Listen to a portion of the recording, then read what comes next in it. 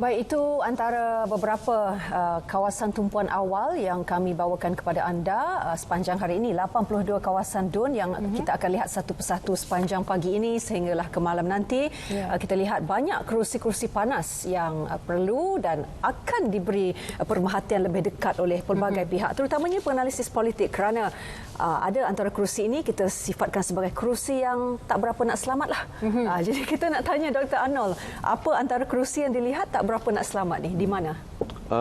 Kalau melihat kepada pengamatan saya sendiri, ada lebih kurang 24 ataupun 25 kerusi yang saya anggap sebagai kerusi kompetitif. Okay. Kerusi kompetitif ini bermaksud kawasan-kawasan di mana GPS ataupun parti-parti lain agak sukar untuk nak menang. Jadi ini adalah kawasan-kawasan yang menarik. Dan kebanyakan kawasan ini kalau kita lihat adalah kawasan di kawasan China, kawasan Iban dan sebagainya. Itu yang pertama. Yang kedua, kawasan-kawasan ini juga merangkumi kawasan di mana personality politik bertanding. Contohnya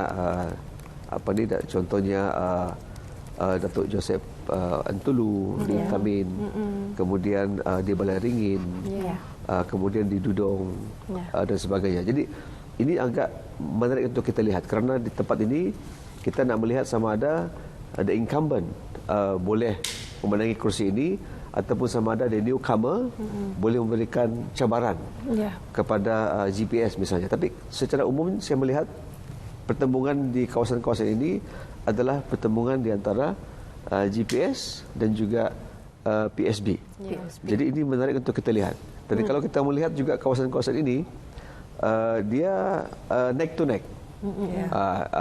Kadang-kadang GPS naik, kemudian the next day PSB naik. Jadi dia neck to neck.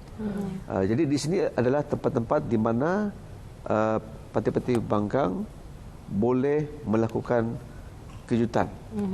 Tapi kita tidak tahulah, mungkin hari ini dia terpulang pada pengundi.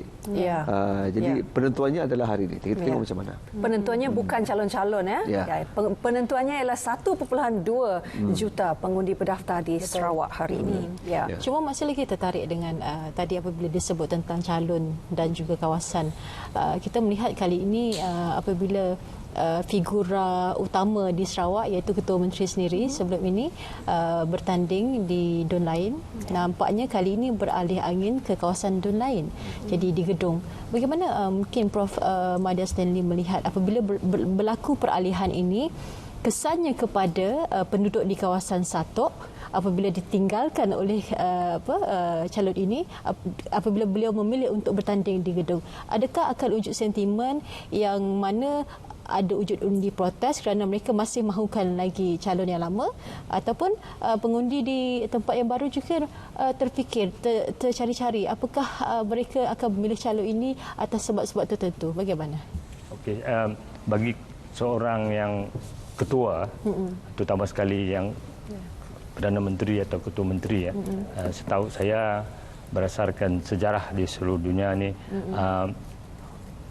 rakyat di kawasan itu tak kira dia parti yang lawan dan sebagainya, semua ingin diwakili oleh pemimpin utama. Semua ingin diwakili pemimpin di mana-mana negara, di Kanada, di Australia, di New Zealand, termasuk Malaysia lah.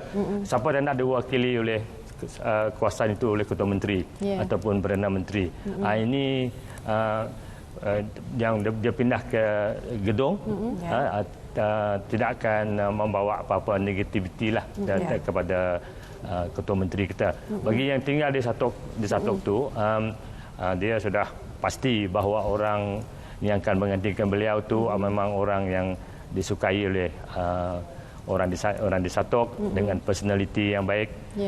Tadi Dr. Ana menyebut tentang calon. Personality memang pentinglah. Jika pertaruhan tu 50-50, ada yang nak mengundi parti, ada yang nak mengundi ini, kerana kita sebab saudara marah kan. Kerana kita mesti akui juga bahawa pihak lawan tu ada juga yang calon-calon yang hebat, hebat dan berpengalaman. Jadi kita tak bolehlah menafikan kebolehan mereka. Jadi apabila melihat ini, pengundi akan melihat personality calon. Adakah yang melawan tu mempunyai personality yang lebih baik? Kalau ada, adakah saya ingin mengundi dia ataupun mengundi parti penyandang yang sedang mentadbir negeri lah. Ini yang dalam kepala mereka. Dalam kepala apabila kita nak turun mengundi.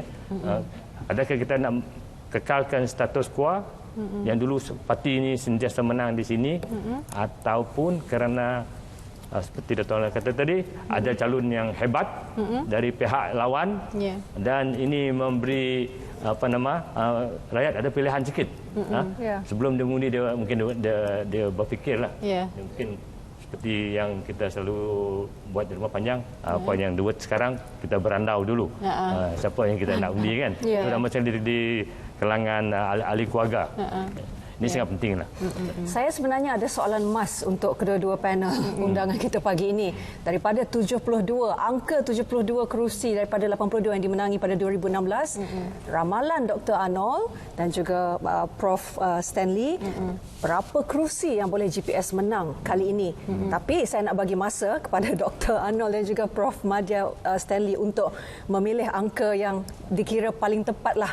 Tapi sebelum itu saya nak bawa perhatian kita ke rakan penyampai di peringkat persekutuan di Angkasa Puri. Mereka ada pandangan dari sebelah sana. Kita nak bersama dengan rakan penyampai Munawar dan juga Ismail di studio N1 Angkasa Puri. Ismail, Munawar, teruskan.